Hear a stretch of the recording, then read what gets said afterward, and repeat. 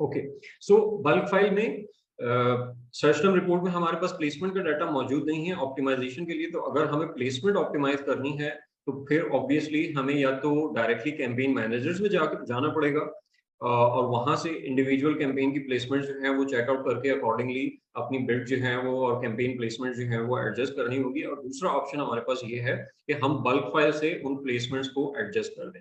ठीक है, bulk file में हमारे पास जो इसकी प्रोसीजर से रिलेटेड जो है कुछ चीज़ें मैं बता दूं, अगर किसी के नॉलेज में नहीं है, किसी ने पहले बल्क फाइल यूज नहीं की है, तो हमारे पास जिस तरीके से कैंपेन स्ट्रक्चर हुई हुई होती है, इससे बल्क फाइल का स्ट्रक्चर भी सिमिलर होता है कि हमारे पास सबसे पहले जो है वो कैंपेन आ रही है।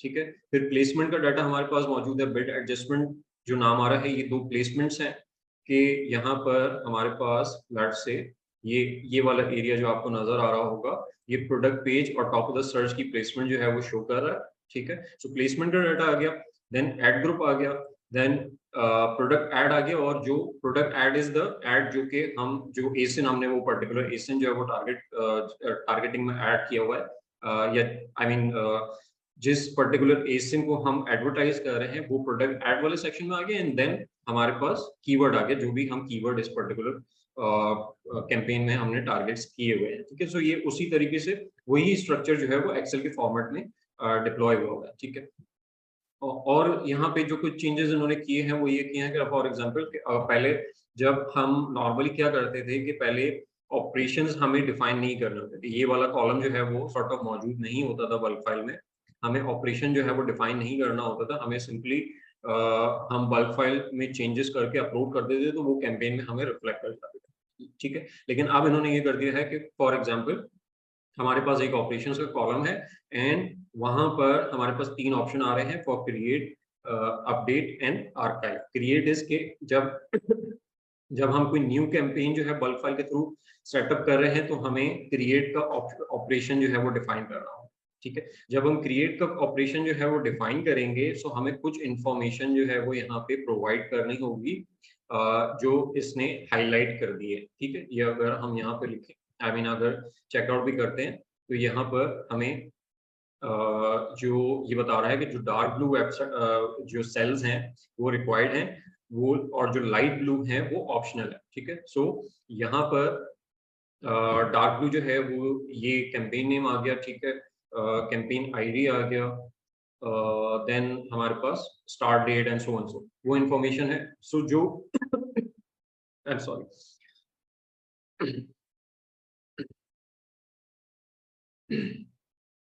सो जो इन्फॉर्मेशन यहाँ पर डार्क ब्लू में सेटअप हुई हुई है वो इंफॉर्मेशन हमने प्रोवाइड करनी है थ्रू बल्क फाइल, और उसमें हम उसी तरीके से अपने कैंपेन के नेम्स, एड ग्रुप के नेम्स, बिड्स वगैरह वो सारी चीजें जो है वो वहाँ पे प्रोवाइड कर सकते हैं।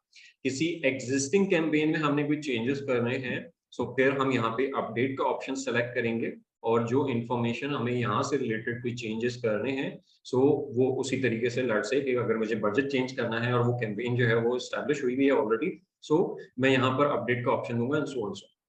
और अगर मुझे किसी पर्टिकुलर कैंपेन को आर्काइव करना है तो मैं आर्काइव का ऑप्शन जो है वो यहाँ पे सेलेक्ट कर लूंगा। और इसको फिर हम जाके बल्क ऑपरेशन में जब हम सारे चेंजेस जो हैं वो कर लेते हैं तो हम बल्क ऑपरेशन में जाके इसको अपलोड कर देंगे, तो विद इन फ्यू मिनट्स जो हैं वो चेंजेस वहाँ पे डिप्लॉय हो जाएंगे। ठीक है, अपडेट हो जाएंगे। अगर कोई एरर नहीं है तो अगर कोई एरर होगा तो वो जब आप अपलोड करोगे तो उसको प्रोसेस करने के बाद कैंपेन मैनेजर जो है वो आपको डिफाइन कर देगा कि कोई एरर है या नहीं है, या वो जो अपलोड है वो सक्सेसफुली हो चुका है। अगर एरर आएगा तो अगेन आप एरर फाइल डाउनलोड करेंगे और वहां से आपको वो जहां पर वैल्यूज जो है वो करेक्टली इनपुट नहीं है वो सेल जो है वो आपको आइडेंटिफाई हो जाएंगे, और वहां पे आप इंफॉर्मेशन अपडेट करके दोबारा उसको अपलोड करेंगे तो वो चेंजेस जो है वो सक्सेसफुली अपडेट हो जाएंगे। ठीक है, सो ये एक सॉर्ट ऑफ प्रोसीजर था बल्क फाइल का। ठीक है, I am sure, I believe कि आप लोगों ने पहले एक्सप्लोर किया होगा, लेकिन अगर किसी ने नहीं किया है तो उसके लिए एक आइडिएशन प्लस मेरी कुछ वीडियोस जो हैं वो पहले ही बल्क फाइल के ऊपर उसके प्रोसेस के ऊपर जो है वो अप्रूव हुई भी हैं वीबीसीज वगैरह में। काफी डिटेल्ड वीडियो है उसके ऊपर। सो अगर आपके पास उसका एक्सेस है तो आप वहां से जाके भी चेकआउट कर सकते हो कि बल्क फाइल को किस तरीके से ऑपरेट किया जाता है, ठीक है। सो खैर, coming back to the topic के, हमें प्लेसमेंट से रिलेटेड डाटा जो है वो अपनी सर्च टर्म्स के डाटा में जो है वो यहाँ पे नहीं मिलता है, ठीक है। सो हमारे पास जो ऑप्शन रह जाता है वो रह जाता है बल्क फाइल का, कि वहां से हम अपनी जो प्लेसमेंट की ऑप्टिमाइजेशन है वो वहां से स्टार्ट कर सके, या वहां से चेकआउट कर सके कौन सी प्लेसमेंट जो है वो हमें कैसा परफॉर्म करके दे रही है, ठीक है। अच्छा, प्लेसमेंट से रिलेटेड जो डाटा है वो अगर हम देखें कि यहाँ पर बिड एडजस्टमेंट, ये बिड एडजस्टमेंट वाले जो 2 रॉज हैं ये प्लेसमेंट से रिलेटेड डाटा है। सो हमें यहाँ पे सिर्फ टॉप ऑफ द सर्च और प्रोडक्ट पेजेस जो है वो नजर आ रहा है, right.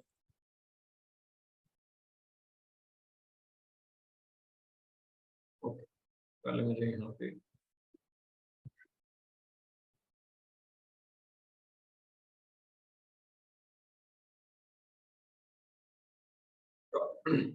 Top of the search and product pages से रिलेटेड डाटा नजर आ रहा है। हमारे पास जो इंफॉर्मेशन अवेलेबल नहीं है वो है रेस्ट ऑफ द सर्च की।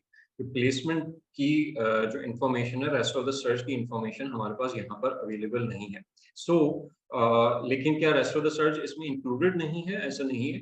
अगर हम इसका टोटल देखें कि इन 2 प्लेसमेंट का, टॉप ऑफ द सर्च का और प्रोडक्ट पेजेस का जो टोटल आ रहा है वो 445 इंप्रेशंस आ रहे हैं, और इन टोटल कैंपेन के ऊपर 585 इंप्रेशंस आए हैं। तो दैट मींस कि जो रिमेनिंग 40 इंप्रेशंस है वो रेस्ट ऑफ द सर्च पे आए, ठीक है। सो उससे रिलेटेड जो है वो यहाँ पे डाटा मौजूद नहीं है। सो लेकिन क्योंकि हम वहाँ पे ऑप्टिमाइजेशन भी नहीं कर सकते तो इस वजह से अमेजोन ने वो रॉ यहाँ पे मेंशन नहीं किया। अदरवाइज पहले अगर पुरानी बल्क फाइल्स की अगर हम चेकआउट करें तो वहाँ पे ये इन्फॉर्मेशन अवेलेबल होती थी, तीनों प्लेसमेंट का डाटा जो है वो हमें वहाँ पे नजर आ रहा होता है, राइट। सो अब यहाँ पर हम चेकआउट करते हैं कि इस पर्टिकुलर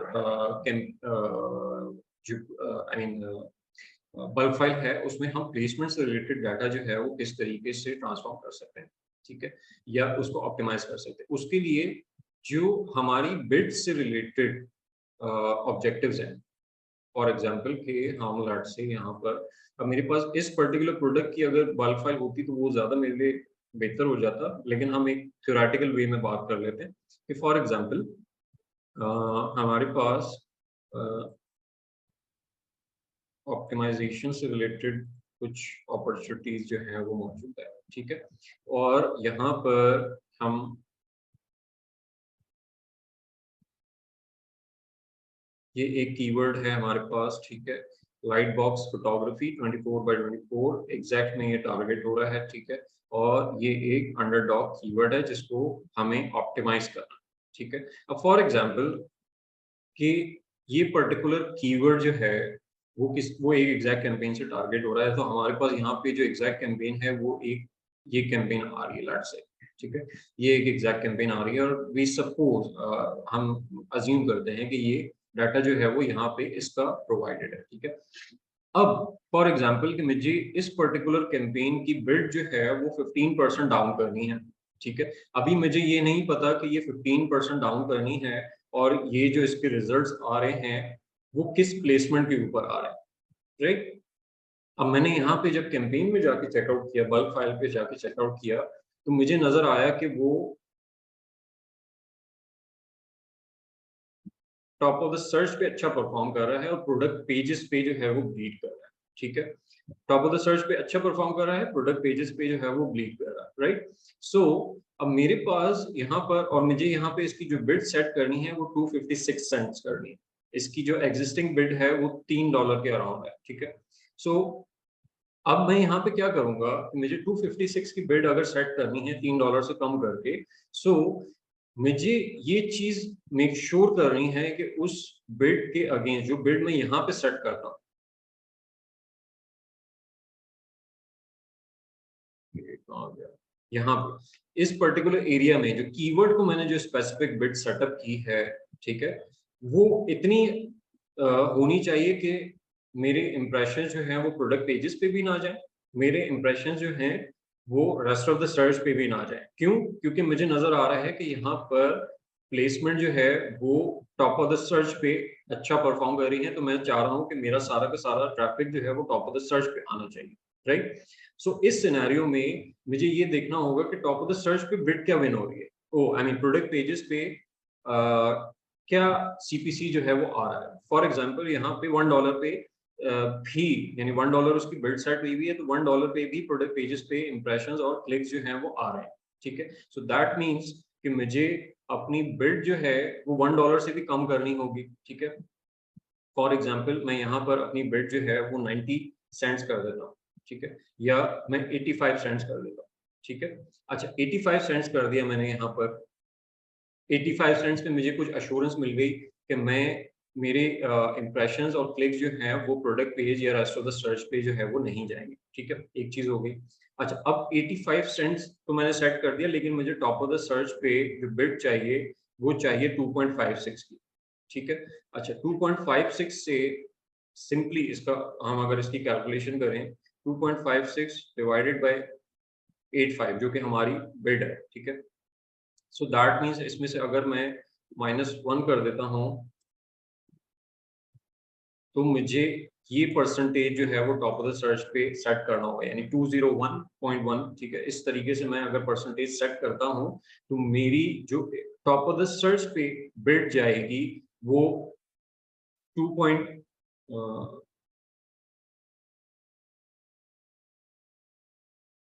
2.56 जो है वो मेरी वहां पे बिड जाएगी, ठीक है। अगर इसको हम लाट से कैलकुलेट भी कर लेते हैं कि हमने 85 की नॉर्मल बिड सेट की है, टॉप ऑफ द सर्च पे हमने प्लेसमेंट सेट किया 201 का, ठीक है। सो 201% का, ठीक है। This multiply by this plus this, ठीक है। सो 2.56 की हमारी जो एक्चुअल जो सी आई मीन उसके ऊपर बिड जो है वो जा रही होगी ऑप्शन में, वो 2.56 की बिड जो है वो यहाँ पे जाएगी। सो ये परसेंटेज जो है 201 हम टॉप ऑफ द सर्च पे जाके सेट कर देंगे कि इस परसेंटेज को जो 63 सेट हुआ हुआ है हम इसको 201 कर देंगे, तो हमारी जो यहाँ पर बिड हमने डिटरमाइन की थी कि ये बिड जो है वो पर्टिकुलर बिड जो है वो हमें यहाँ पे सेट करनी है। सो ये बिड जो है वो हम यहाँ पर इवेंचुअली सेट कर देंगे, ठीक है। इस कैलकुलेशन में किसी को कोई कंफ्यूजन तो नहीं है कि ये आई मीन ये किस तरीके से कंप्यूट किया कि प्लेसमेंट परसेंटेज क्या होना चाहिए?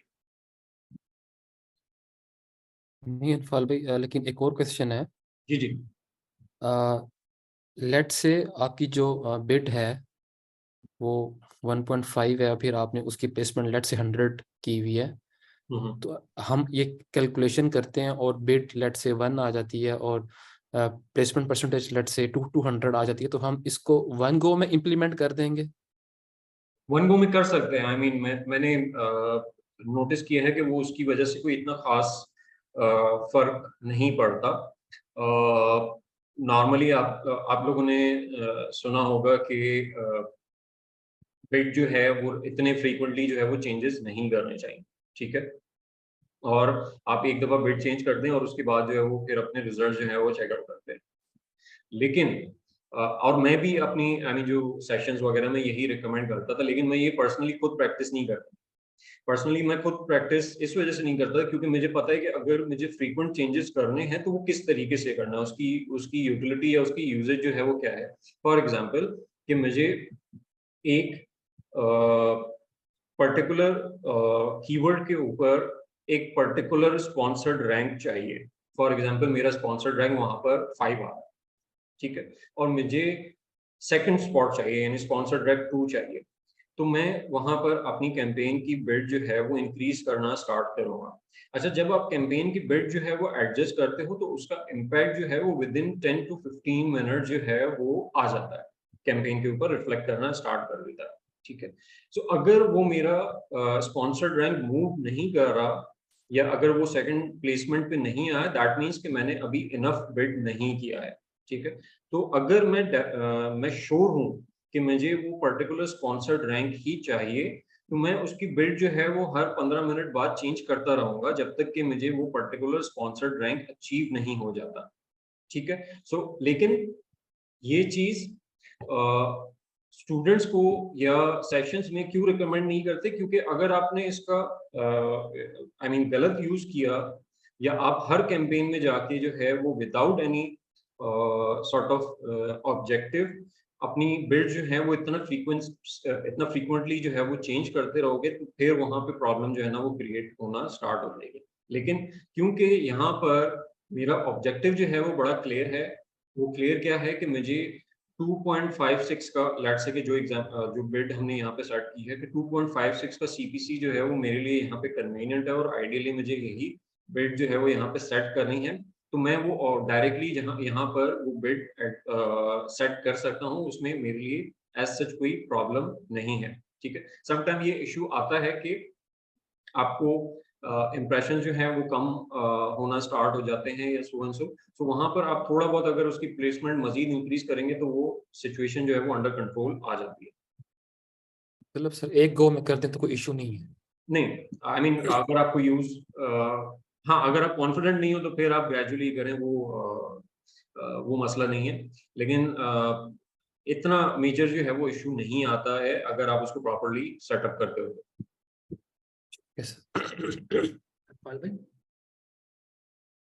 ओके, सो अनफाल भाई, जी जी प्लीज। अच्छा अनफाल भाई, मुझे ये पूछना था कि अगर हम किसी पर्टिकुलर कीवर्ड के ऊपर जो है हम टॉप ऑफ द सर्च के ऊपर जो है टारगेट कर रहे हैं, और हमने अपनी बिड जो है उस तरीके से ऑप्टिमाइज करी और टॉप ऑफ द सर्च के ऊपर हम लोग रैंक कर जाते हैं, लेकिन आफ्टर फ्यू मिनट्स ना, मतलब आधे पौन घंटे में जो है ना ऐसा और होता है, मैंने नोट किया है कि कभी टॉप ऑफ द सर्च के ऊपर हम लोग रैंक हुए हुए होते हैं, फिर दोबारा डी रैंक हो जाते हैं।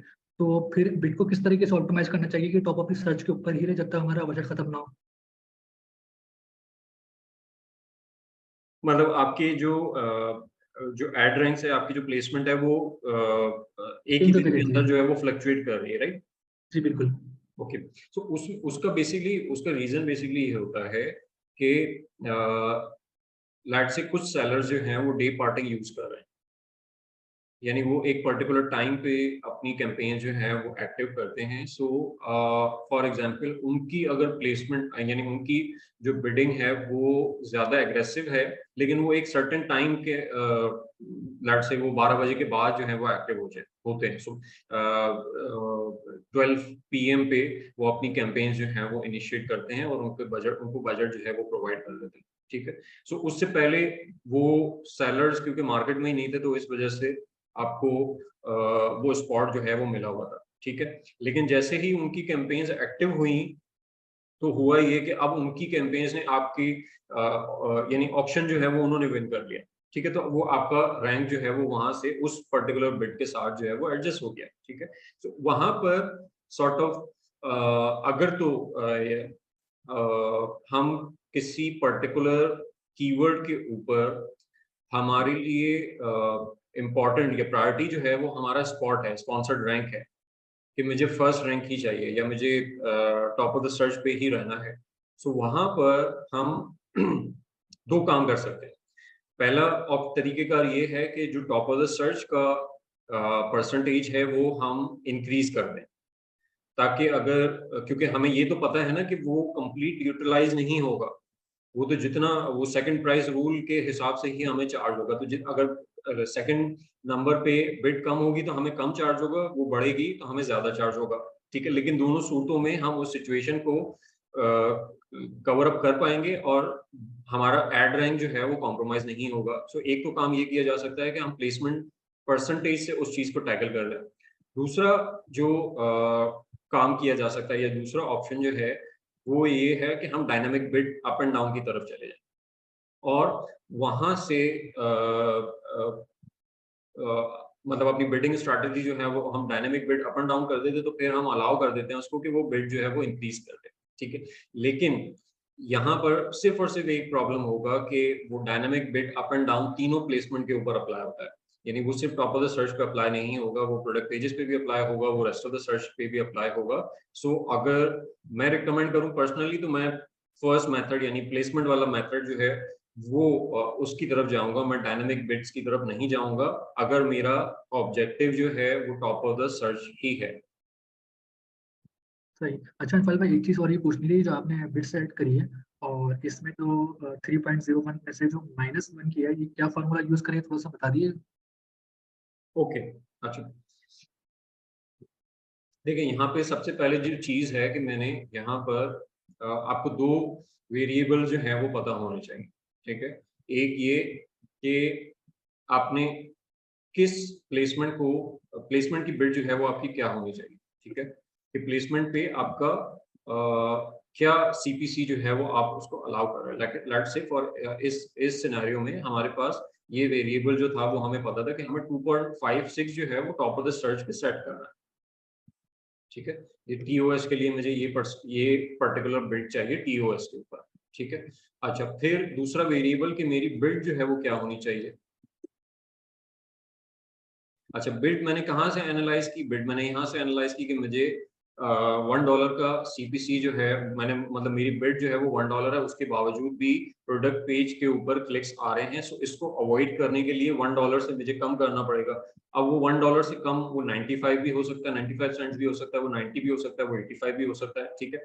सो मैंने क्या किया कि मैंने 85 पे उसको सेट कर दिया, ठीक है, कि मैं इस पर्टिकुलर बिट को 85 पे लेके चला जाता हूँ, ठीक है। सो ये दोनों वेरिएबल्स आपके पास आ गए कि मेरी बिड जो है वो 85 है और मेरी टारगेट सीपीसी जो है टॉप ऑफ द सर्च पे वो 256 है, ठीक है। तो अब मैं इन दोनों को जब डिवाइड कर रहा हूँ, सो उससे मुझे जो रिजल्टिंग वैल्यू मिल रही है ना, वो ये मिल रही है कि ये पर्टिकुलर बिड किस नंबर से मल्टीप्लाई होगी तो 256 पे पहुंच जाएगी। So that is 3.011। यहाँ तक क्लियर है? जी अंकल भाई। ओके, अब 3.11 ऐसा नंबर है कि अगर ये वाला रिजल्टिंग वैल्यू इससे मल्टीप्लाई हो तो हम इस पे पहुंच जाएंगे, ठीक हो गया। अच्छा, अब जो प्लेसमेंट की कैलकुलेशन होती है वो कैसे होती है कि प्लेसमेंट पे जो भी आप परसेंटेज सेट करते हो, सो प्लेसमेंट परसेंटेज जो भी आप डिफाइन किया है प्लस ये आपकी सॉर्ट ऑफ मल्टीप्लाई होती है बिड के साथ, ठीक है। और इसमें फिर बिड जो है वो सेपरेटली एड ऑन होती है। अगर मैं इसको एक इक्वेशन के फॉर्म में लिखूं तो जो भी प्लेसमेंट पे आपकी कैलकुलेशन हो रही होती है वो इस तरीके से होती है। लेट्स से कि आपने 100% प्लेसमेंट सेट की है, ठीक है, बिड आपकी 50 सेंट्स है। सो जो आपने ये टॉप ऑफ द सर्च पे अगर ये प्लेसमेंट सेट की है तो आपकी टॉप ऑफ द सर्च पे जो बिड जाएगी वो क्या जाएगी कि this multiply by this plus this, ठीक है। सो मेरी टॉप ऑफ द सर्च पे जो बिड जाएगी वो $1 जाएगी। तो मैंने यहाँ पे क्या किया कि ये जो मैंने -1 किया है यहाँ पर वो मैं लेस कर रहा हूँ इस बिड वाले पोर्शन को, ये वाला जो ये बिड जो एड अप हो रही है ना, ठीक है, वो मैं इसमें से लेस कर रहा हूँ कि इस पर्टिकुलर में से ये वन टाइम तो ये लेस हो जाएगी ना, क्योंकि ये एड अप हो रही है यहाँ पे वन टाइम, तो 1 माइनस लेस करूंगा तो ये वाला परसेंटेज जो रिमेनिंग परसेंटेज है ये मुझे सॉर्ट ऑफ अपनी प्लेसमेंट में सेटअप करना पड़ेगा to complete the equation and to achieve this particular 2.56। ठीक है, क्लियर है या कोई कंफ्यूजन है? ठीक है अंकल भाई, क्लियर है। ओके, सो ये सॉर्ट ऑफ अगर हम प्लेसमेंट ऑप्टिमाइजेशन की तरफ जा रहे हैं तो ये हमारे पास सॉर्ट ऑफ ये वाला मेथड जो है वो हम अडॉप्ट कर सकते हैं कि हम बिड की कैलकुलेशन जो है स्पेसिफिकली किसी स्पेसिफिक प्लेसमेंट के लिए किस तरीके से हम उसको कैलकुलेट करेंगे, ठीक है। अच्छा, अब आ जाते हैं अगर फॉर एग्जांपल कि मैं यहाँ पर तमाम कैंपेन्स को हम चेकआउट करते हैं कि अगर लेट्स से कि मुझे तमाम कैंपेन्स की बिड जो है वो चेक करनी है तो मैंने दो बाकी सबको एक्सक्लूड कर दिया और सिर्फ इन दो को सिलेक्शन उनकी रहने, ठीक है।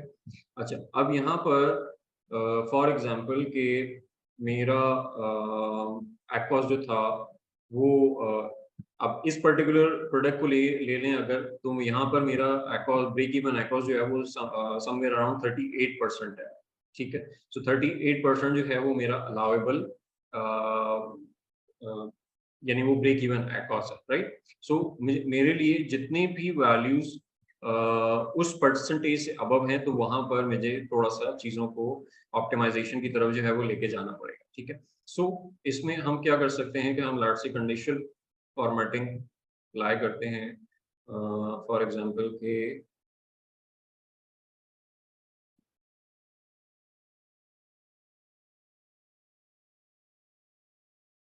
38% से जो अबव है उनको हाईलाइट कर, ठीक हो गया। सो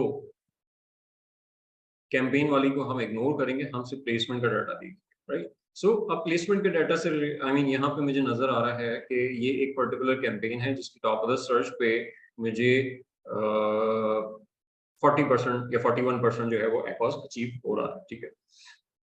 कन्वर्जन रेट इज 30%। अच्छा, मैं ओवरऑल कन्वर्जन की अगर हम बात करूं तो मुझे वो पता होना चाहिए कि मेरा ओवरऑल कन्वर्जन रेट जो है वो क्या है, ठीक है, इस पर्टिकुलर प्रोडक्ट को लेकर के। फॉर एग्जांपल कि अगर मेरे पास यहाँ पे नहीं है तो मैं यहाँ से भी कैलकुलेट कर सकता हूँ कि मेरा ओवरऑल कन्वर्जन रेट जो है वो क्या आ रहा है।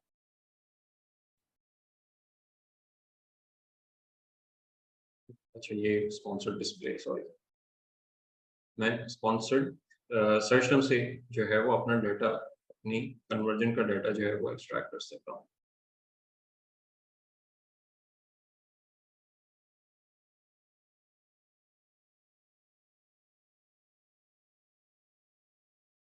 ठीक है, तो दैट इज 30%। सो मेरे पास यहाँ पे कन्वर्जन रेट जो है वो अकॉर्डिंग टू यानी एवरेज है, ठीक है। तो कन्वर्जन का एज सच मसला नहीं है, मसला है सीपीसी का। सीपीसी जो है वो मेरी 1.92 आ रही है, तो मेरी अगर ये सीपीसी जो है वो थोड़ी बहुत कम हो जाए तो मे भी मुझे यहाँ पर बेहतर रिजल्ट जो है वो अचीव होना स्टार्ट हो जाएंगे, ठीक है। सो मेरे पास ये ऑप्शन बचता है कि मैं यहाँ पर अपनी प्लेसमेंट को स्लाइटली एडजस्ट कर दूँ, ठीक है, कि मेरे पास यहाँ पे एक अच्छा चंक ऑफ ऑर्डर्स तो आ रहा है, ठीक है। मैं अपनी इस पर्टिकुलर कैंपेन को थोड़ा सा प्रॉफिटेबल बनाने के लिए अपनी प्लेसमेंट को स्लाइटली एडजस्ट कर दूं। फॉर एग्जांपल कि मैं इसको 92 कर दूं या 93 कर दूं, ठीक है, और उसके बाद इसके रिजल्ट जो है वो चेकआउट करूं कि मे बी शायद मेरा ब्रेक इवन एक्ॉस जो है वो अचीव हो जाए। क्योंकि बहुत ज्यादा डिफरेंस नहीं है, सो हम एग्रेसिवली नहीं जाएंगे, हम स्लोली एंड ग्रेजुअली जो है वो इसको टेस्ट कर सकते हैं, ताकि हमारी ये जो ऑर्डर वेलोसिटी है कि ये आउट ऑफ 40 क्लिक्स जो है वो इसने 12 ऑर्डर्स जो है वो जनरेट करके दिए हैं, तो वो ऑर्डर वेलोसिटी जो है वो अफेक्ट नहीं करनी चाहिए। सो इस वजह से हम बहुत माइनर चेंजेस जो है वो करेंगे, ठीक है। अच्छा, दूसरा जो रीजन हो सकता है वो ये हो सकता है कि मैं हो सकता है कि मैं इसमें चेंजेस करूं ही ना, ठीक है, मैं इसको ऐसे ही रन होने दूं। फॉर एग्जांपल कि ये मेरी एक रैंकिंग कैंपेन हो, ठीक है, और रैंकिंग कैंपेन में मुझे ये रिजल्ट आ रहा है। सो रैंकिंग कैंपेन में मुझे 41% का एक्ॉस आ रहा है, मुझे ब्रेक इवन एक्ॉस मेरा 38% है, ठीक है।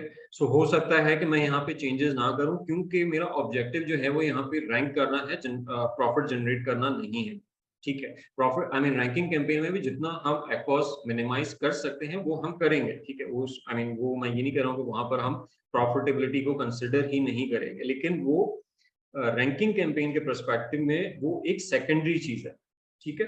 सो वहां पर मेरी इनिशियल प्रायोरिटी सेल्स वेलोसिटी होगी, वो प्रॉफिटेबिलिटी नहीं होगी, ठीक है। सो हो सकता है कि मैंने 40% एक्ॉस यहाँ पे अचीव कर लिया है, तो मेरे लिए ये कन्वीनियंट हो, या आपके लिए ये सिचुएशन कन्वीनियंट हो, ठीक है, ये रैंकिंग कैंपेन में अगर 40% एक्ॉस भी आ रहा है तो भी ठीक है, मैं यहाँ पे इसको इसमें कोई ऐसा चेंज नहीं करूंगा, ताकि और इसको इसी तरीके से चलने देंगे, हम किसी और कैंपेन से इस एक्ॉस को कंपनसेट कर देंगे, ठीक है।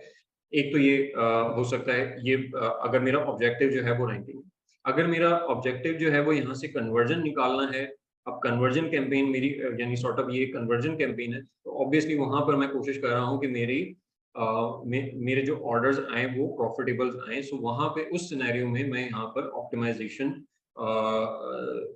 प्लेसमेंट लेवल के ऊपर जो है वो ऑप्टिमाइजेशन जो है वो करना स्टार्ट करूंगा ग्रेजुअली, कि मेरा एक्ॉस जो है वो डिक्रीज कर जाए, और मेरी ऑर्डर वेलोसिटी भी अगर मैं किसी हद तक प्रोटेक्ट करके रख सकता हूँ, जितना भी प्रोटेक्ट करके रख सकता हूँ, तो वो भी इंटैक्ट रहे। सो मैं ग्रेजुअली जो है वो अपनी बिल्ड जो है वो डिक्रीज करना, यहाँ पर प्लेसमेंट जो है वो डिक्रीज करना स्टार्ट कर दूंगा।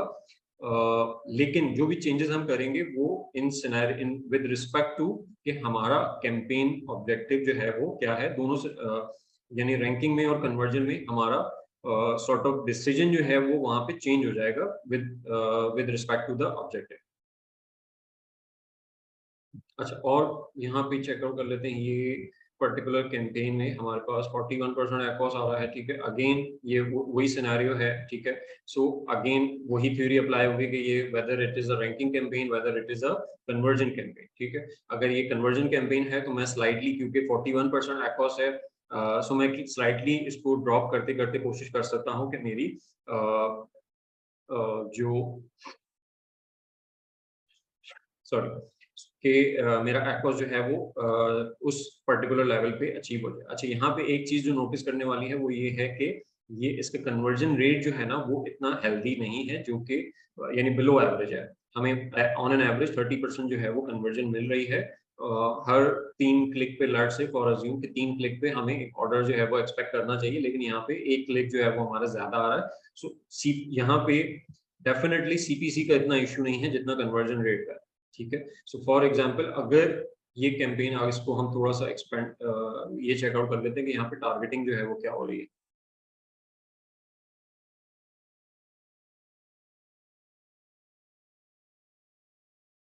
कि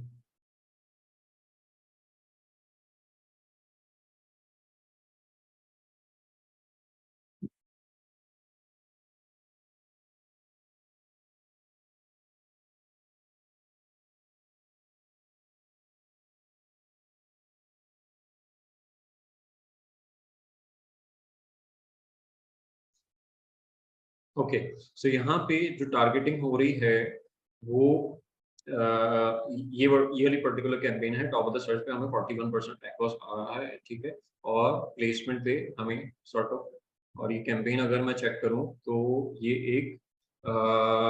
एक सॉर्ट ऑफ कन्वर्जन कैंपेन है। सो यहाँ पे हमारा ऑब्जेक्टिव जो है वो ऑब्वियसली प्रॉफिटेबल ऑर्डर जो है वो जनरेट करना है। लेकिन थिंग इज कि इसमें कोई एक टारगेट एडेड नहीं है, ठीक है। ये मैंने जो वो ऑल इन वन कैंपेन बताई थी, ये वो उस तरह की कैंपेन है। तो यहाँ पे तो 100-200 टारगेट्स हो सकते हैं, ठीक है। सो यहाँ पर प्लेसमेंट से ज्यादा मुझे ये चेकआउट करने की जरूरत होगी कि जैसे मेरे ये पर्टिकुलर कीवर्ड्स हैं, इनको अगर मैं कंट्रोल कर लेता हूँ, इनकी ऑप्टिमाइजेशन कर लेता हूँ, तो मेरे रिजल्ट जो है वो ऑटोमेटिकली इंप्रूव हो जाएंगे। मुझे प्लेसमेंट के ऊपर जो है वो ऑप्टिमाइजेशन की जो है वो जरूरत नहीं होगी। सो ये वाला पार्ट जो है वो मेरा यहीं से कवर अप हो जाएगा कि इस पर्टिकुलर ऑडिट के थ्रू जितनी मैं नेगेटिव टारगेटिंग कर रहा हूँ या मैं सॉर्ट ऑफ बिट एडजस्टमेंट कर रहा हूँ, सो वो मुझे इंडिविजुअल कीवर्ड लेवल के ऊपर अगर जब मैं करूंगा तो मेरे लिए ये एक्ॉस जो है वो ऑटोमेटिकली कंट्रोल होने के चांसेस जो हैं वो क्रिएट हो जाएंगे। मुझे प्लेसमेंट लेवल के ऊपर अभी टारगेट करने की जरूरत नहीं। प्लेसमेंट की ऑप्टिमाइजेशन ज्यादातर सिनेरियो में हम वहां पे कर रहे होंगे जहां पर हम इंडिविजुअल कीवर्ड कैंपेन जो है ना हैंडल कर रहे हैं, ठीक है। वहां पे उनका रोल जो है वो ज्यादा इंपॉर्टेंट हो जाता है इस सिनेरियो में, क्योंकि वहां पर जितना भी प्लेसमेंट का डाटा आ रहा है वो एक ही सर्च टर्म के अगेंस्ट आ रहा है, ठीक है। तो वहां पर हम हर लेवल पे, बिड लेवल पे भी, बजट लेवल पे भी और प्लेसमेंट लेवल पे भी ऑप्टिमाइजेशन कर रहे हैं। लेकिन जहां पर मल्टीपल कीवर्ड्स हैं, तो उसमें सबसे पहले जो है वो हमें चीज ये देखनी होगी कि जो कीवर्ड्स हैं जो सर्च टर्म उससे टारगेट हो रही हैं, वहां पर कोई मसला तो नहीं है। सबसे पहले जो चीज हम चेकआउट करेंगे वो चेकआउट करेंगे। सो यहाँ पर हमें जैसे कि कुछ रिजल्ट जो हैं वो नजर आ रहे हैं कि यहाँ पर 85 आ रहा है कॉस्ट, ठीक है। 13% कन्वर्जन है, यहाँ पे 20% कन्वर्जन है, ठीक है। और यहाँ पे लेट से 57% है। सो इन टारगेट्स को अगर हम मिनिमाइज कर लेते हैं तो हमारा मोस्ट प्रोबेबली एक्ॉस का टारगेट जो है वो अचीव हो जाएगा, हमें प्लेसमेंट लेवल पे जाने की जरूरत नहीं होगी, ठीक है। सो हमें फर्स्टली यहाँ पर सॉर्ट ऑफ इस पर्टिकुलर एरिया को जो है वो टारगेट करने की जरूरत है, which we can we have covered in the sponsored product audit, ठीक है। सो वहां से उसी से रिलेटेड जो डिसीजन हम लेंगे उसी से ये चीजें जो है वो कवर अप हो जाएंगी, ठीक है। अच्छा, अब ये देख लेते हैं, ये पर्टिकुलर ये एक सिंगल कीवर्ड कैंपेन है, ठीक है। अच्छा, इस कैंपेन में ये सॉर्ट ऑफ एक रैंकिंग कैंपेन है, ठीक है। और ये हमारा एक सॉर्ट ऑफ मेन कीवर्ड है, ठीक है। अच्छा, अब इसकी कुछ रिजल्ट्स और इम्पैक्ट जो है वो चेकआउट करते हैं कि ओवरऑल कैंपेन का एक्ॉस जो है वो 40% आ रहा है, राइट, ठीक है। और प्रोडक्ट पेजेस पे 65 इसका एक्ॉस है और 10 क्लिक्स आए हैं with in the duration of 30 days, यानी 3 दिन में 1 क्लिक आ रहा है इसके ऊपर प्रोडक्ट पेजेस साइट पे। अदरवाइज मेजॉरिटी जो है वो इसका टॉप ऑफ द सर्च पे ही आ रहा है, और टॉप ऑफ द सर्च पे हमें 40% एक्वॉस आ रहा है, 31% कन्वर्जन रेट है। सीपीसी इसका हाई है स्लाइटली, कंपैरेटिवली जो पिछले कीवर्ड्स हमने देखे थे वहां पर 1.9 1.93 इस तरीके से सीपीसी आ रहा था, यहाँ पे $2 का सीपीसी है, तो हम एक्सपेक्ट कर सकते हैं कि यहाँ पे स्लाइटली हमारा एक्वॉस जो है वो हाई रहेगा। सो अब इस सिनेरियो में लेट्स से ये मेरा रैंकिंग कीवर्ड है, मुझे मेरी प्रायोरिटी यहाँ पे सेल्स वेलोसिटी है, ना कि प्रॉफिटेबल ऑर्डर जनरेट करना, क्योंकि रैंकिंग कैंपेन है। सो यहाँ पर जो मुझे नजर आ रहा है वो ये नजर आ रहा है कि यहाँ पर जो सीपीसी आ रहा है दैट इज 1.05, ठीक है, कि प्रोडक्ट पेजेस पे जो सीपीसी आया है वो 1.05 है। सो मैं अपनी बिड को कम करके अपना प्लेसमेंट जो है वो इंक्रीज कर सकता हूँ। लेट्स से कि मेरे पास यहाँ पे सीपीसी आ रहा है 2.01 का, ठीक है, और मेरा जो नॉर्मल बिड है इस पर्टिकुलर कीवर्ड के ऊपर दैट इज $1, ठीक है। सो अब अगर लेट्स से कि ये आई बिलीव मैंने यहाँ पे बिड जो है वो इसकी ऑलरेडी एडजस्ट कर दी है, जिसकी वजह से इसके ऊपर अब क्लिक जो है वो आना बंद हो गए हैं, लेकिन ये अगर 30 डेज में देखें तो 1.05 का यहाँ पर सीपीसी आ रहा था। फॉर एग्जाम्पल इसकी बिड जो है वो 1.05 ही होती, फॉर एग्जाम्पल हम अज्यूम कर रहे हैं यहाँ पे इसकी बिड जो है वो 1.05 ही होती। सो उस सिनेरियो में हम क्या करते कि हम इसकी बिड को स्लाइटली डिक्रीज करते कि बिड जो है वो हम $1 कर देते। $1 बिड करने के बाद हमें पता है कि हमें 201 टॉप ऑफ द सर्च पे चाहिए, ठीक है। तो मैं 201 से, और ये मेरी रैंकिंग कैंपेन है, सो मैं 201 के बजाय 205 टारगेट करता है यहाँ पर, ठीक है। 205 टारगेट करता डिवाइडेड बाय 1, जो कि मैं बिड जो है वो सेट कर रहा हूँ, और इसमें से हम माइनस कर देंगे 1।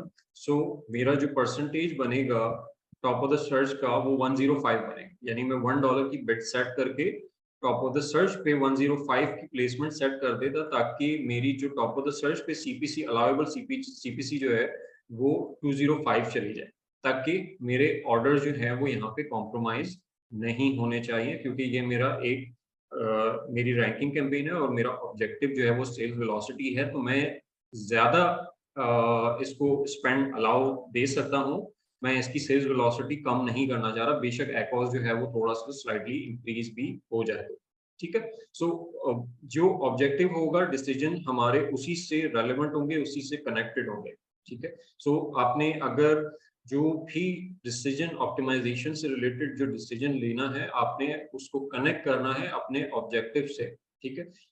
अगर आप इस सिनेरियो में देखेंगे कि यहाँ पर भी 40% एक्वॉस था, तो यहाँ पे आपने बढ़ा दिया है, वहां पे 40% एक्वॉस था, वहां पे आपने कम कर दिया है, ठीक है। सो सिर्फ नंबर्स के परस्पेक्टिव में देखेंगे तो फिर आपको लगेगा कि ये तो आपस में कॉन्ट्रडिक्ट कर रही है। वो आपको कनेक्ट करना पड़ेगा उस चीज को उसके ऑब्जेक्टिव से, कि कैंपेन का ऑब्जेक्टिव क्या था, ऑब्जेक्टिव की बेसिस पे प्रायोरिटी क्या थी, और प्रायोरिटी की बेसिस पे डिसीजन जो है वो क्या लिया गया। तो जब आप ये डॉट्स कनेक्ट करोगे तो आपको वो डिसीजन जो है वो लॉजिकल लगेगा, और वो डिसीजन जो है वो आप खुद भी आई मीन इजीली उसको ड्राइव कर पाओगे। लेकिन अगर आप सिर्फ किसी पर्टिकुलर केपीआई को सामने रखते हुए 40% एक्वॉस हो तो क्या करना है, 38% एक्वॉस हो तो क्या करना है, सो उस सिनेरियो में आपको कहीं पर लगेगा कहीं पे इंक्रीज कर दिया, कहीं पे डिक्रीज कर दिया, तो वो आपस में कॉन्फ्लिक्टिंग आपको लगेगा कि ये तो आपस में कॉन्ट्रडिक्ट कर रही हैं, और वो कंफ्यूजन आपके लिए क्रिएट होगी। सो उसके लिए जरूरी है कि आपका ऑब्जेक्टिव वहां पर समझना और उसको क्लियर करना वो इम्पोर्टेंट है, और उसी तरीके से फिर आप उसकी ऑप्टिमाइजेशन जो है वो करो, ठीक। तो इसी तरह के आई मीन प्लेसमेंट में और यानी बहुत ज्यादा सिनेरियोज नहीं है इतने, ठीक है। आई मीन प्लेसमेंट लेवल पे हमें बहुत ज्यादा सिनेरियोज जो है वो नहीं मिलेंगे। इरफान भाई आपकी आवाज कट रही है बहुत ज्यादा। मेरी आवाज कट रही है? सर लास्ट 30 सेकंड्स जो थे उसको रिपीट कर दें। सबके साथ हो रहा है या मेरे साथ, आई मीन इनके साथ? Okay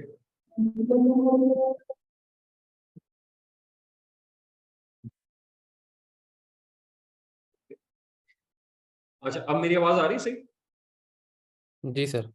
okay, so what I was saying के जब हम कोई भी डिसीजन आप जब ले रहे हो ऑप्टिमाइजेशन से रिलेटेड, बिड से रिलेटेड, तो आपने उस पर्टिकुलर कैंपेन के ऑब्जेक्टिव को उसके साथ कनेक्ट करना है, ठीक है। ऑब्जेक्टिव को कनेक्ट करेंगे, उसकी प्रायोरिटीज जो है वो आपके माइंड में क्लियर होनी चाहिए कि इस ऑब्जेक्टिव के साथ हमारी प्रायोरिटी क्या है। हमारी प्रायोरिटी सेल्स है, हमारी प्रायोरिटी प्रॉफिटेबल ऑर्डर्स हैं, हमारी प्रायोरिटी जो है वो सिर्फ ट्रैफिक्स है, या हमारी प्रायोरिटी जो है वो क्लिक्स हैं, व्हाट्सोएवर, ठीक है, या हमारी प्रायोरिटी नई अपॉर्चुनिटीज फाइंड आउट करना है, ठीक है। तो जो जो भी आपकी प्रायोरिटी है, आपका डिसीजन जो है वो उसके से रिलेटेड होगा। जब आप सिर्फ और सिर्फ केपीआई के बेसिस पे, यानी कि किसी एक्स की बेसिस पे अगर आप डिसीजन देखोगे, तो हो सकता है कि वो आपको कॉन्ट्राडिक्टरी लगे कि किसी कैंपेन में 40% एक्स था, तो वहां पे आपने बिड को जो था वो रिड्यूस कर दिया। किसी कैंपेन में आपका 40% एक्स था, तो वहां पे आपने बिड को जो है वो इंक्रीज कर दिया। वो इस वजह से कर दिया क्योंकि दोनों कैंपेन के ऑब्जेक्टिव जो थे वो डिफरेंट है। तो वहां पर आपको ऑब्जेक्टिव को कनेक्ट करना वो ज्यादा जरूरी है, और ऑब्जेक्टिव आपको क्लियर होना वो ज्यादा जरूरी है, ठीक है। सो यहाँ अनफाल पर भी क्वेश्चन है। जी जी प्लीज। अनफाल भाई, ये जो लास्ट शीट पे हम काम कर रहे थे, आपने उसको इसके साथ लिंक कैसे किया? आई मीन के जिन कीवर्ड्स के अगेंस्ट हम लोगों ने ऑप्टिमाइज लिखा था, अब हम उसको कैंपेन लेवल पे आके प्लेसमेंट लेवल पे चेक कर रहे हैं कि इसको किस तरह ऑप्टिमाइज किया जा सकता है। उसमें आप उस पर्टिकुलर, जब आप यहाँ पे आपने डिसीजन ले लिया ना, ठीक है, कि अब इन कैंपेन्स की, सॉरी, इन पर्टिकुलर कीवर्ड्स की ऑप्टिमाइजेशन करनी है, ठीक है। अब हमारे पास सीपीसी जो है वो सामने मौजूद है, ठीक है। अच्छा, ये सीपीसी है, ये बिड नहीं है। सही। तो कि मैं इतना सीपीसी जो है वो इसको अलाउ करना चाहता हूँ, इस पर्टिकुलर कीवर्ड को।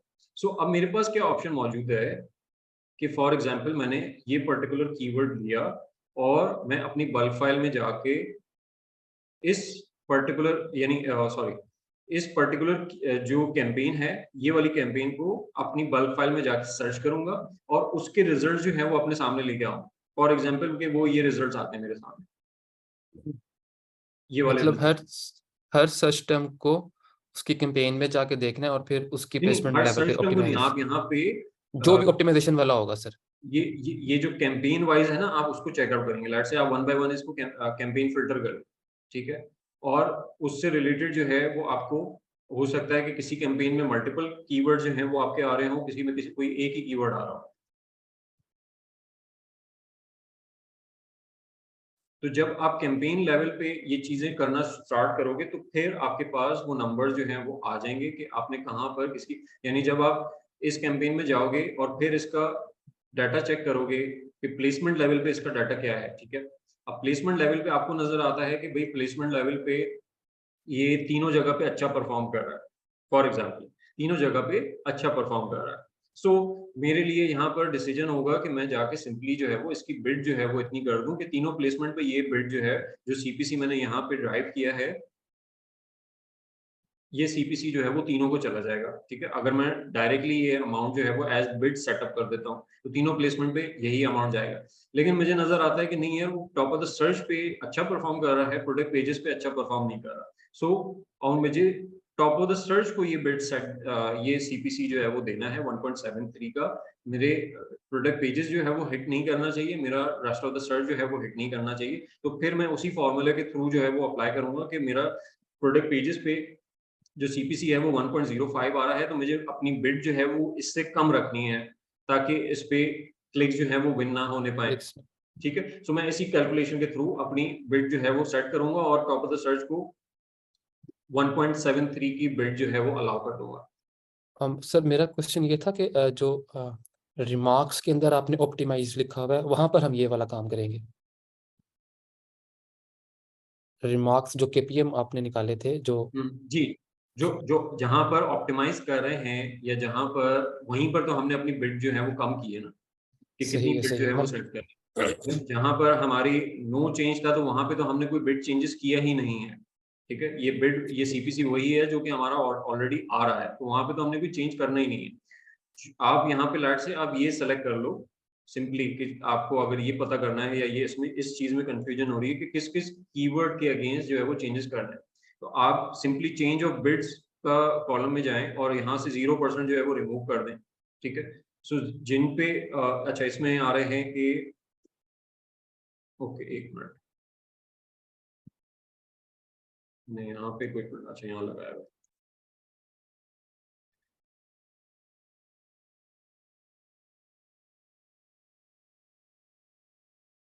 ठीक है, आप अपने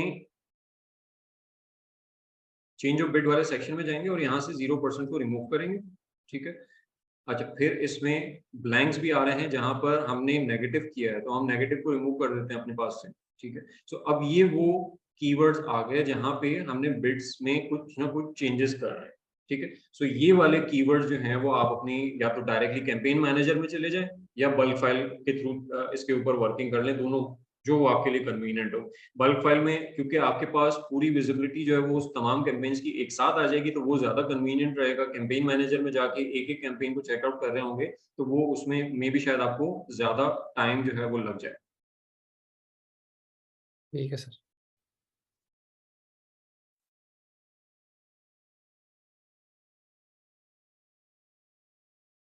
अच्छा, ऑब्जेक्टिव यानी आप बल्क फाइल में वैल्यूज को आप वी लुकअप वगैरह के थ्रू जो साथ पूछ रहे हैं, आप वी लुकअप वगैरह के थ्रू ऑब्जेक्टिव्स की वैल्यू या केपीएम्स की वैल्यूज यहाँ पे एक्सट्रैक्ट तो कर सकते हैं। ठीक है, उसमें कोई हर्ज नहीं है, लेकिन यहाँ पर जो केपीएम की वैल्यू है वो प्रॉब्लम करेगी, क्योंकि केपीएम जो है वो सॉर्ट ऑफ हमारे पास सर्च टर्म के अगेंस्ट मौजूद है, वो कैंपेन के अगेंस्ट मौजूद नहीं है। केपीएम हमने कीवर्ड का आइडेंटिफाई किया, तो जो सर्च टर्म है उसका डाटा तो हमारे पास बल्क फाइल में नहीं होता, हमारे पास बल्क फाइल में कीवर्ड्स का डाटा होता है जो कि हम कैंपेन में टारगेट कर रहे हैं। तो केपीएम का डाटा हम यहाँ पे लेके नहीं आ सकते। हाँ, कैंपेन ऑब्जेक्टिव का डाटा जो है वो हम डेफिनेटली यहाँ पर लेके आ सकते हैं, लेकिन उसकी आई बिलीव कि आपको जरूरत नहीं पड़ेगी, क्योंकि जब हम खुद कैंपेन सेटअप कर रहे होते हैं ना, ठीक है, सो वहां पर हमें पता होता है कि कौन सी कैंपेन जो है वो किस पर्पस से हमने बनाई थी। उसका ऑब्जेक्टिव जो है वो रैंकिंग था, उसका ऑब्जेक्टिव जो है वो कन्वर्जन था, या उसका ऑब्जेक्टिव रिसर्च या अवेयरनेस था।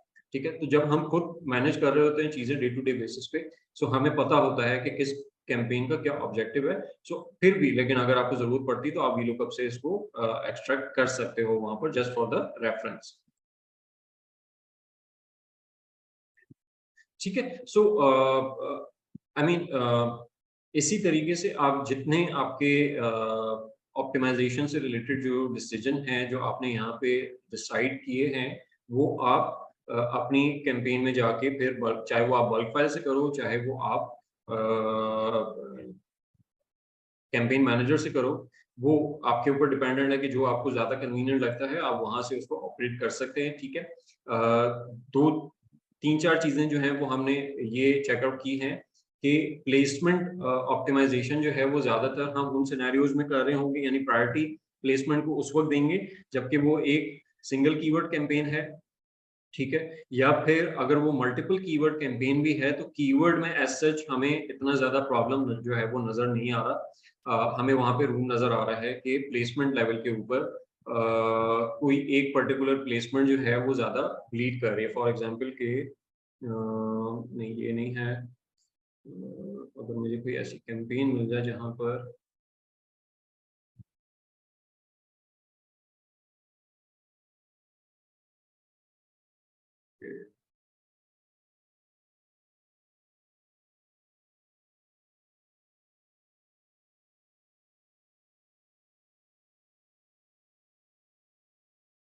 ओके, सो यहाँ पर अगर हम इस पर्टिकुलर कैंपेन को चेकआउट करें कि यहाँ पर जो टॉप ऑफ द सर्च की प्लेसमेंट है, ठीक है, यहाँ पर मुझे नजर आया ऑल्दो कि यहाँ पर मल्टीपल कैटेगरीज जो हैं वो कैंपेन जो है वो टारगेट हो रही है, यानी मल्टीपल टारगेट्स हमारे पास मौजूद हैं। ठीक है, मल्टीपल टारगेट्स मौजूद हैं और ये तो डाउनलोड ना हो। सॉरी ये तो हाँ ना ये लेकिन ये तो ये कह रहे हैं फुरकान, आप कुछ कह रहे हो? मेरा वो मैं आपका माइक ठीक है। ओके, सो यहाँ पर 52% एक्ॉस आ रहा है ओवरऑल एक टारगेट के अगेंस्ट, लेकिन अगर हम टॉप ऑफ द सर्च की रिजल्ट्स देखते हैं तो वहां पर भी कुछ बेहतर रिजल्ट जो हैं वो हमें नजर आ रहे हैं। ठीक है। सो यहाँ पर मुझे नजर आता है कि हाँ, प्लेसमेंट की तरफ जो है वो ऑप्टिमाइजेशन जो है वो मेरा पहला यानी मेरी प्रायोरिटी बन जाता है कि मुझे टॉप ऑफ द सर्च की तरफ जो है वो ट्रैफिक को डाइवर्ट करना चाहिए, क्योंकि अच्छा यहाँ पे टॉप ऑफ द सर्च पे 13% है, प्रोडक्ट पेजेस पे 0% है। दैट मीन्स कि जो रेस्ट ऑफ द सर्च है वहां पे एक्वास जो है वो ज्यादा 52% से भी ज्यादा जो है वो एक्वास जो है वो आ रहा होगा, जिसकी वजह से ओवरऑल एक्वास जो है वो 55% से ज्यादा जा रहा है। ठीक है, तो रेस्ट ऑफ द सर्च की विजिबिलिटी यहाँ पे मौजूद नहीं है। ठीक है, तो हम क्या करेंगे यहाँ पर कि ऑल्दो के ये मल्टीपल टारगेट्स हैं, लेकिन हमें नजर आ रहा है कि टॉप ऑफ द सर्च की तरफ डाइवर्ट करना इसके लिए ज्यादा बेहतर होगा, क्योंकि वहां पे बेहतर एक्वास आ रहा है, तो हम उसकी तरफ ट्रैफिक जो है वो डाइवर्ट कर सकते हैं। ठीक है, अदरवाइज ज्यादातर प्लेसमेंट जो है वो हम सिंगल कीवर्ड कैंपेन की तरफ जो प्लेसमेंट को ऑप्टिमाइजेशन की तरफ जा रहे होंगे। जब कोई मल्टीपल कीवर्ड कैंपेन है, सो वहां पर हमारी इनिशियल प्रायोरिटी जो है वो प्लेसमेंट नहीं होनी चाहिए। हमारी इनिशियल प्रायोरिटी ये होनी चाहिए कि यहाँ पर जो हमने ऑडिट परफॉर्म किया है, उस ऑडिट से हमने उसके तमाम जो ब्लीडिंग कीवर्ड्स थे उस लेट्स से उसमें 10-15 50 सर्चेस जो हैं वो टारगेट हो रही हैं, और हमने टारगेटिंग में 5-10 कीवर्ड जो हैं वो एडअप किए हुए हैं, और उससे 50 सर्च टर्म जो हैं वो डिफरेंट सर्च टर्म टारगेट हो रही है। सो पहले हमारी प्रायोरिटी जो होगी वो ये होगी कि हमने उन कीवर्ड्स लेवल के ऊपर ब्लीडिंग जो है वो स्टॉप कर दी है। अच्छा, कीवर्ड लेवल के ऊपर ऑप्टिमाइजेशन कर दी, देन हम ऑप्टिमाइजेशन के ऊपर आएंगे प्लेसमेंट की, जब हम मल्टीपल कीवर्ड कैंपेन की बात कर रहे हैं। ठीक है, सो सिंगल कीवर्ड कैंपेन में प्लेसमेंट हमारी टॉप प्रायोरिटी होगी। मल्टीपल कीवर्ड कैंपेन में जो पहली हमारी प्रायोरिटी होगी कि हम जो ब्लीडिंग कीवर्ड्स हैं उनको पहले ऑप्टिमाइज करें, एंड देन फिर प्लेसमेंट की तरफ फोकस करें, क्योंकि वहां पर प्लेसमेंट का डाटा जो है वो कलेक्टिवली आ रहा होगा, तो हम ये भी शायद कोई अप्रोप्रिएट डिसीजन जो है वो ना ले पाए सिर्फ प्लेसमेंट के उस कलेक्टिव डाटा की बेसिस पे। ठीक है, सो आई बिलीव कि यहाँ पर प्लेसमेंट से रिलेटेड इतनी डिस्कशन जो है वो काफ़ी है, और आई मीन ये बेसिक सॉर्ट ऑफ कैलकुलेशंस वाला, यानी ये बेसिक सॉर्ट ऑफ मैथमेटिक्स वाली चीज़ें हैं कि आप अगर वो उन चीज़ों को कैलकुलेट कर लेते हो तो फिर आपके लिए ये बड़ा इजी होगा कि आप किस तरीके से इसको ऑप्टिमाइज कर सकते हो। अनफाल भाई, कोई ऐसा सिनारियो हो सकता है जिसके अंदर प्रोडक्ट पेजेस और टॉप ऑफ सर्च दोनों पे अच्छी नंबर्स आ रहे हों? हाँ, होते हैं, कुछ कैंपेन्स में आ जाते हैं। अब वो कन्वर्जन कैंपेन हो सकती है, या इवन कुछ कीवर्ड्स भी ऐसे होते हैं कि वो हर जगह ही अच्छा परफॉर्म कर रहे होते हैं, चाहे वो टॉप ऑफ द सर्च हो गया, चाहे वो प्रोडक्ट पेजेस हो गया।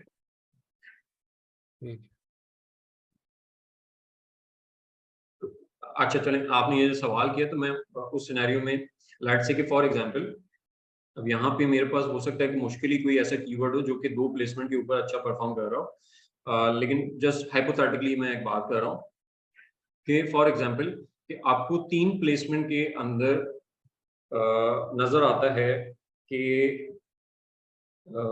आपकी टॉप ऑफ द सर्च अच्छा परफॉर्म कर रही है और आपकी प्रोडक्ट पेजेस पे अच्छा परफॉर्म कर रहा है, लेकिन आपका रेस्ट ऑफ द सर्च जो है ना वो अच्छा परफॉर्म नहीं कर रहा। ठीक है, सो अब आप चाह रहे हो कि आपके क्लिक्स जो हैं वो टॉप द सर्च पे भी आने चाहिए, जो सीपीसी उसके ऊपर आ रहा है उसी के अराउंड जो है वो आपकी बिड जो है वो उस पे टॉप ऑफ द सर्च पे अलाउ हो जाए, और प्रोडक्ट पेजेस पे वो सीपीसी जो उसके ऊपर आ रहा है वो उसके ऊपर अलाउ हो जाए, लेकिन आप अवॉइड कर दो rest of the search. For example कि आपका टॉप ऑफ द सर्च पे जो है वो सीपीसी आ रहा है दैट इज $2, और जो प्रोडक्ट पेजेस पे आ रहा है वो 1.5 आ रहा है, और जो रेस्ट ऑफ द सर्च पे जो सीपीसी आ रहा है दैट इज 1.2। ठीक है, सो आपकी बिड जो है वो 1.2 से कम होनी चाहिए। ठीक है, एक चीज, अब जो भी बिड आप यहाँ पे सेट करते हो 1.2 से कम होगी, सो उसको फिर आप कैलकुलेट कर लेंगे कि टॉप ऑफ द सर्च पे $2 अचीव करने के लिए मुझे क्या प्लेसमेंट सेट करनी होगी, और प्रोडक्ट पेजेस पे 1.5 सेट करने के लिए मुझे क्या प्लेसमेंट जो है परसेंटेज जो है वो सेटअप करनी होगी through that very same formula. ये दोनों चीजें जो है वो आप कैलकुलेट कर लोगे।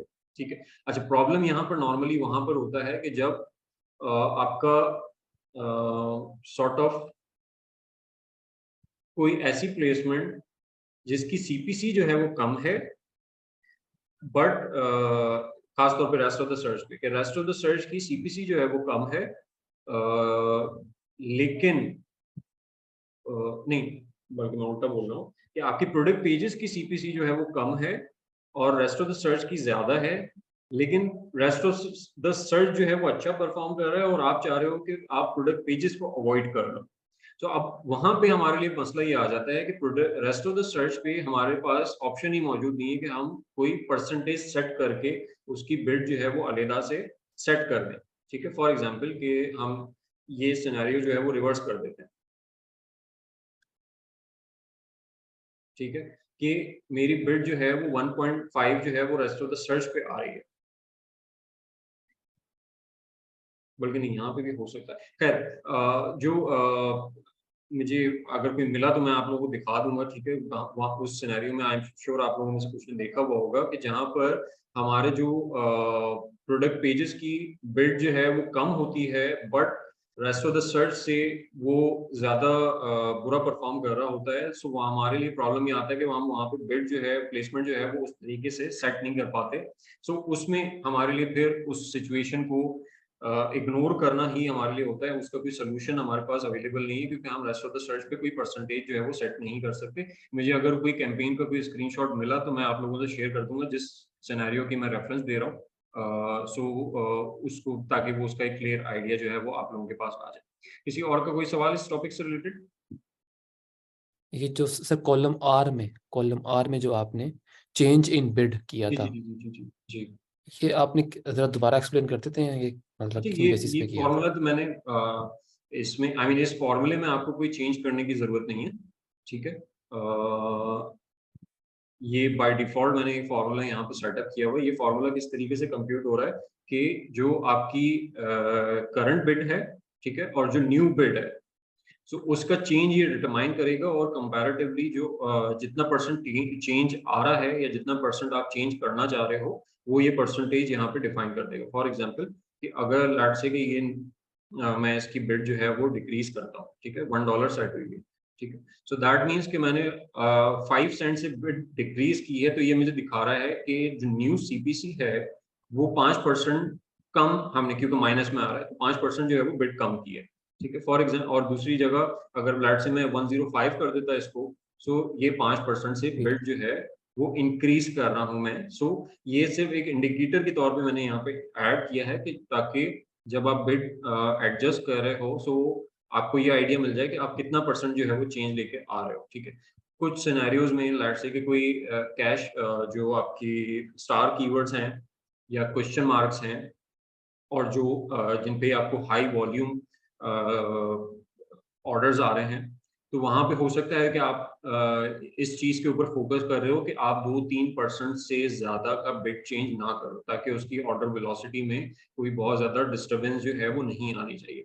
सो ये परसेंटेज या ये इंडिकेटर जो है वो आपको पहले से आई मीन यहाँ पे आपको शोकेस कर देगा कि आप कितना परसेंट जो है वो चेंज कर रहे हैं, ताकि आपके ऑब्जेक्टिव से वो अलाइन रहे। है सर।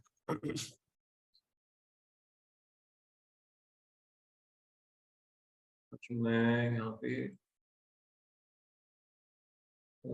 जी साहब, ये इंशाल्लाह जो आपका ऑर्गेनिक ऑर्डर वाला सवाल है ना, वो इंशाल्लाह जब ये हम अपना नेक्स्ट सेशन ट्यूसडे को करेंगे ना, सो मैं सर्च क्वेरी परफॉर्मेंस पे जब हम काम कर रहे होंगे, सो वो ये वाला टॉपिक जो है वो कवर अप हो जाएगा उसके अंदर।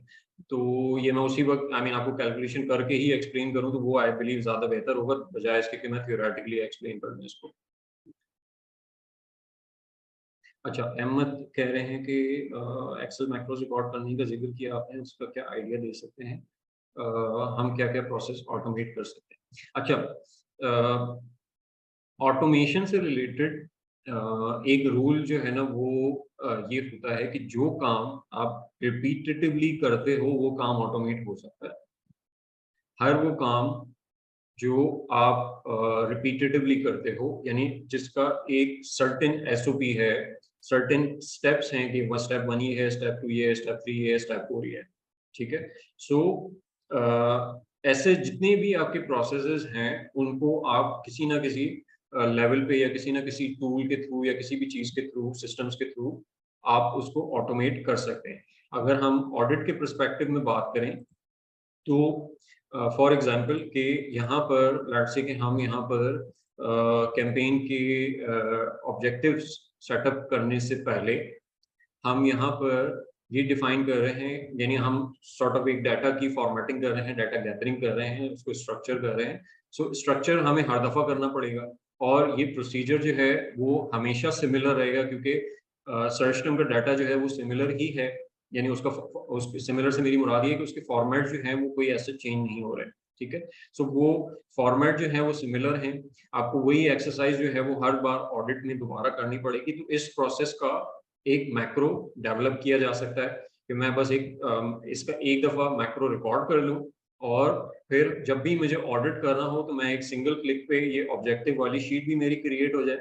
इसी तरीके से मेरी केपीएम वाली शीट भी जो है वो रेडी हो जाए और मेरी डुप्लीकेट्स वाली शीट भी जो है वो रेडी हो जाए। ठीक है, सो उसके बाद अच्छा, ऑब्जेक्टिव में जब हम डिफाइन कर रहे हैं कि अब ये चीज़ जो है वो हमारे लिए थोड़ा सा मुश्किल होगा इसको ऑटोमेट करना अनटिल अनलेस कि उसका कोई कंडीशन है। फॉर एग्जांपल कि मेरा कैंपेन में मेरा स्ट्रक्चर ये है कि सॉर्ट ऑफ एक कन्वर्जन कैंपेन है और उसमें कन्वर्जन कैंपेन का उसके कुछ प्रीफिक्सेस हैं जो कि एक कन्वर्जन कैंपेन में के टाइटल में जो है वो एडेड अप है। लेट्स से कि फॉर एग्जांपल मैं यहाँ पे इसको नाम दे दूं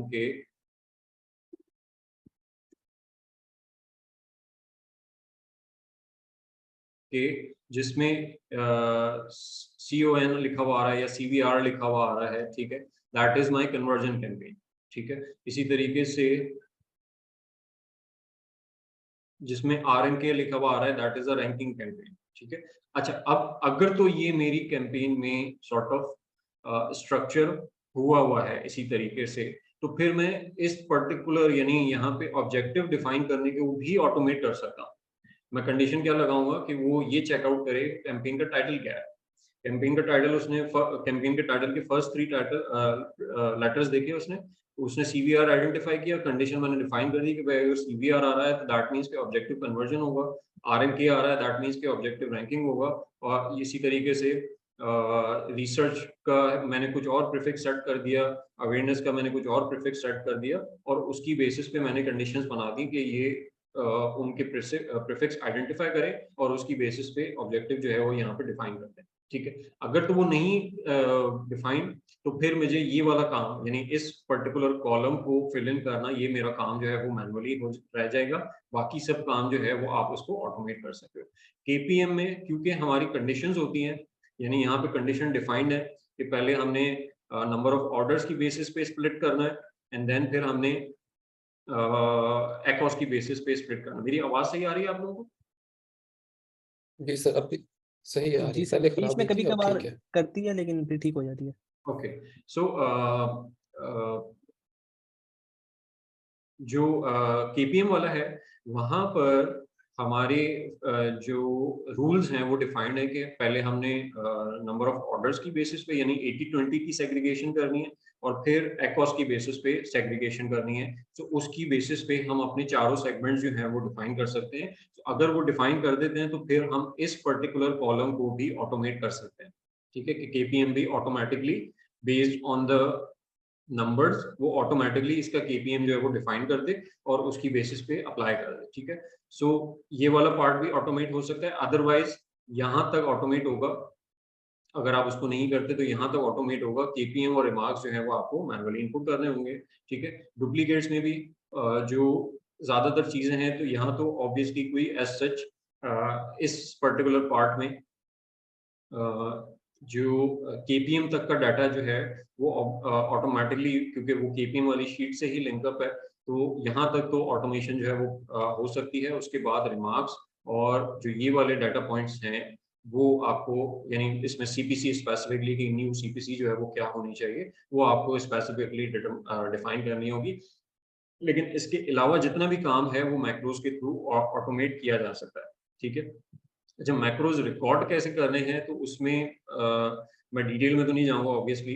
ठीक है, कि किस तरीके से रिकॉर्ड करना है उसको, बट यहाँ पर अगर आपके पास एक्सेल पे आप जाओगे तो आपके पास एक डेवलपर टूल आ रहा होगा और यहाँ पे रिकॉर्ड मैक्रो का ऑप्शन आ रहा होगा। अच्छा, उस रिकॉर्ड मैक्रो के ऑप्शन के बाद जब आप इसकी रिकॉर्डिंग सॉर्ट ऑफ स्टार्ट कर देते हो, तो उसके बाद जो जो काम आप कर रहे होगे एक्सेल के ऊपर, चाहे वो आप एक क्लिक करो, चाहे वो आप एक सॉर्ट ऑफ स्पेस का बटन जो है वो प्रेस करो, ठीक है, वो हर चीज जो है ना वो उसको रिकॉर्ड करता जाएगा, उसको डॉक्यूमेंट करता जाएगा, ठीक है। और वंस जब तक जो जो काम आप कर रहे होगे उसकी वो रिकॉर्डिंग करता जाएगा, और जब आप स्टॉप रिकॉर्डिंग कर दोगे तो वो सॉर्ट ऑफ एक आपके पास एक प्रोसेस की पूरी एक फाइल बन जाएगी कि आपने ये ऑपरेशंस जो है वो किए। अब उन ऑपरेशंस पे अगर आप उसको एक मैक्रो की फॉर्म दे देते हो और उसको एक सॉर्ट ऑफ एक बटन से या एक फंक्शन से कनेक्ट कर देते हो कि जब ये बटन के ऊपर क्लिक किया जाए तो वही ऑपरेशन जो आपने एक मैक्रो रिकॉर्ड किया था वो ऑपरेशन पूरा का पूरा रिपीट हो जाए, ठीक है। तो वो चीजें वो दोबारा करना स्टार्ट कर देगा, लेकिन उसमें कुछ चीजें जो है वो हमें ख्याल करनी पड़ती है कि फॉर एग्जांपल मैं एक एग्जांपल दे रहा हूँ यहाँ पर कि फॉर एग्जांपल कि जब मैंने रिकॉर्डिंग का बटन यहाँ पे प्रेस किया तो मेरा कर्सर जो था वो A1 पे था इस पर्टिकुलर डुप्लीकेट शीट में, और मैंने यहाँ से डाउन एरो किया, ठीक है, यानी मैंने रिकॉर्डिंग स्टार्ट कर दी है, मेरा कर्सर जो है वो A1 पे है और मैंने यहाँ से डाउन एरो किया, अब वो वहाँ पे डाउन एरो रिकॉर्ड हुआ है, ठीक है।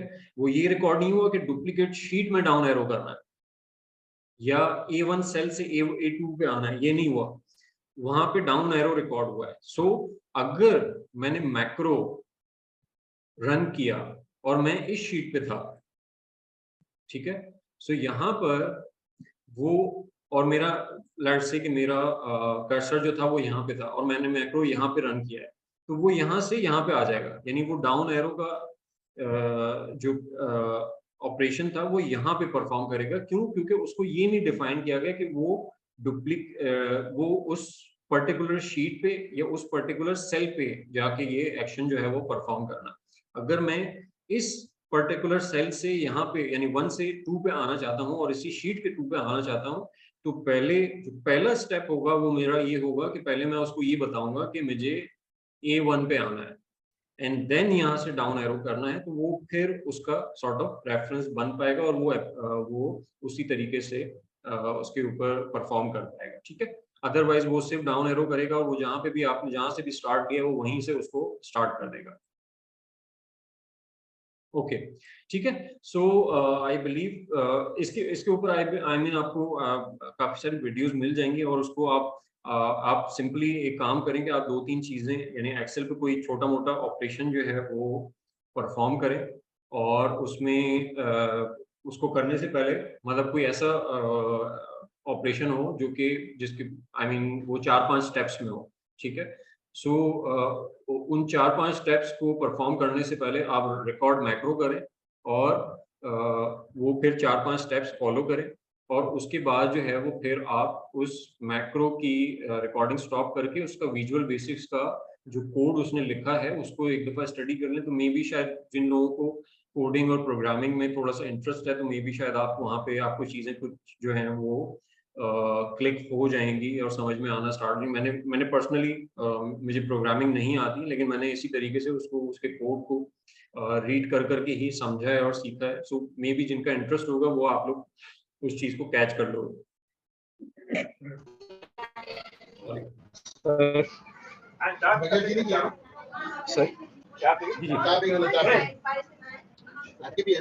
सर ये पावर क्वेरी के थ्रू ही हो सकता है, पावर क्वेरी के थ्रू स्टेप्स रिकॉर्ड आते हैं, फिर आप शीट करें और बाकी स्टेप आपके खुद अप्लाई हो जाएंगे। कुछ आपने एक डाटा कॉलम दिया तो वो सारे स्टेप रिकॉर्ड हो जाता है, तो उसके थ्रू ज़्यादा आसान उसके थ्रू है, लेकिन वो मैंने पर्सनली यूज नहीं किया पावर क्वेरी, तो मुझे उसका आइडिया नहीं है, लेकिन इतना मुझे पता है कि उससे भी हो सकता है।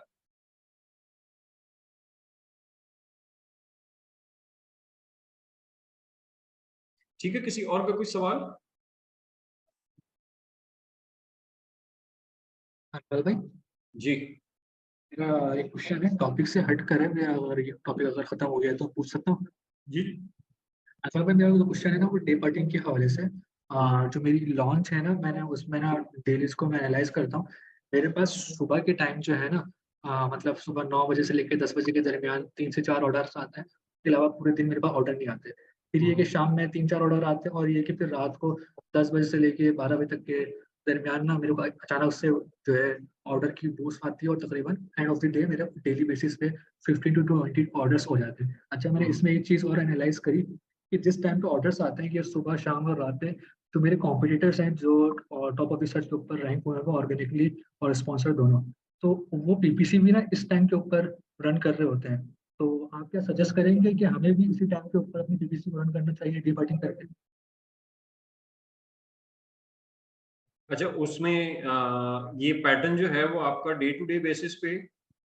जी बिल्कुल, डे टू डे बेसिस पे। और एक चीज़ मैंने और सर्च करी है कि मुझे 2 दिन daily back to back sale आती है ऑलमोस्ट 15 to 20, और फिर थर्ड डे जो मेरे पास सेल आती है वो 7 to 8 आती है, और ये कंटिन्यूसली तकरीबन लास्ट 15 to 20 डेज से नोट कर रहा हूँ। ओके, तो उसमें आप जो है ना वो बजट कैप के थ्रू उसको उसकी, अगर आपकी सिंगल प्रोडक्ट है ना तो आप उसको बजट कैप के थ्रू जो है वो उसकी डिपार्टिंग जो है वो कर सकते हो। लेकिन उसमें डिपेंडेंसी ये रहेगी कि आपको रोजाना डेली बेसिस पे जो है वो टास्क जो है वो मैनुअली परफॉर्म करना पड़ेगा। सही। अच्छा, अगर ये इस आपको कोर्स आपको 2-3 इंटरवल जो है ना वो दिख रहे हैं। सही। अच्छा अनफल भाई, इस कोर्स के अंदर आप डे पार्टिंग करवाएंगे? जी जी जी, डे पार्टिंग का है इसमें। आई मीन आई बिलीव मैंने I don't know course outline में मेंशन किया था या नहीं किया था, बट डे पार्टिंग इसमें इंक्लूडेड है। और उसका अच्छा अनफाल भाई, मेरी जो अपनी लॉन्च है मैं अभी भी डे पार्टिंग ही कर रहा हूँ, तो अभी डे पार्टिंग से रिजल्ट्स काफी बेहतर हैं एज कम्पेयर टू जो मैं नॉर्मली पीछे चल रहा था। ओके, अच्छा, मैंने डे पार्टिंग के लिए सॉर्ट ऑफ एक तरीकेकार बताया हुआ था कि उसका मैं बेसिकली उसमें किस तरीके से हम पैटर्न जो है ना वो आइडेंटिफाई कर सकते हैं। सो उसका एक प्रॉपर एक शीट मैंने बनाई हुई है। सो उसको हम थोड़ा सा देख लेंगे ताकि हमारे पास एक कॉन्क्रीट डाटा मौजूद हो कि हमें एक सर्टेन पीरियड पे जो है वो उसकी बाइंग पैटर्न जो है ना वो नजर आ रहे हैं, और उसकी बेसिस पे फिर हम अपने डे पार्टिंग से रिलेटेड डिसीजन जो है वो ले सकते अनफल भाई, डे पार्टिंग से फायदा होता है ज्यादा सेल्स में? हैं। बिल्कुल होता है, यानी हमारी अगर तो हमें नजर आ रहा है कोई पैटर्न हमें नजर आ रहा है, सो उसमें फायदा ये होता है कि हमारा इररेलेवेंट एरियाज पर यानी इररेलेवेंट टाइमिंग्स में जहाँ पर हमें पता है कि हमारी प्रोडक्ट जो है वो परचेज नहीं होती है जिन टाइमिंग्स में, सो उन टाइमिंग्स में हमारा स्पेंड जो है वो बच जाता है। ओके। सो वो ओवरऑल हमारी प्रॉफिटेबिलिटी को ही सपोर्ट कर रहा होता है अगर तो वो सही हो जाए तो। ठीक है अनफल भाई, थैंक यू। ठीक है।